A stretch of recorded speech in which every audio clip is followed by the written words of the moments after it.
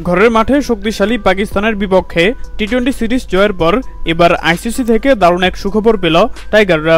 দর্শক, শ্রীলঙ্কার বিপক্ষে ঐতিহাসিক টি-20 সিরিজ জয়ের পর সেই ধারা অব্যাহত রেখে ঘরের মাঠে শক্তিশালী পাকিস্তানের বিপক্ষে টি-20 সিরিজ নিজেদের করে নিল টাইগাররা। প্রথম টি-20 ম্যাচে 7 উইকেটের বিশাল ব্যবধানে জয়ের পর দ্বিতীয় টি-20 ম্যাচে শেষ ওভারের চরম নাটকীয়তায় 8 রানের জয় তুলে নিয়ে সিরিজ জয় নিশ্চিত করে বাংলাদেশ দল। আর সিরিজ জয়ের পর টাইগারদের লক্ষ্য ছিল পাকিস্তানকে হোয়াইট ওয়াশ করা।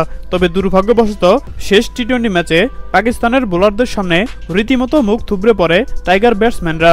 পাকিস্তানের দেওয়া 179 রানের বিশাল লক্ষ্য তাড়া করতে নেমে মাত্র 104 রানেই অল আউট হয়ে যায় বাংলাদেশ দল, যার ফলে 74 রানের বিশাল ব্যবধানে জয় পায় সফরকারী পাকিস্তান দল।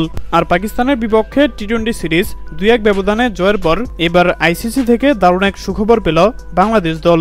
আইসিসি টি-20 টিম র্যাঙ্কিংয়ে বর্তমানে এক ধাপ এগিয়ে 9 নম্বরে অবস্থান করছে টাইগাররা। হ্যাঁ দর্শক, আপনাদেরকে বলছি, পাকিস্তানের বিপক্ষে টি-20 সিরিজ জয়ে কার অবদান সবথেকে বেশি বলে আপনি মনে করেন? সেই সাথে লিটন দাসের অধিনায়কত্ব আপনাদের কাছে কেমন লেগেছে জানিয়ে দিন আপনাদের গুরুত্বপূর্ণ মতামত আমাদের কমেন্ট বক্সে। ধন্যবাদ।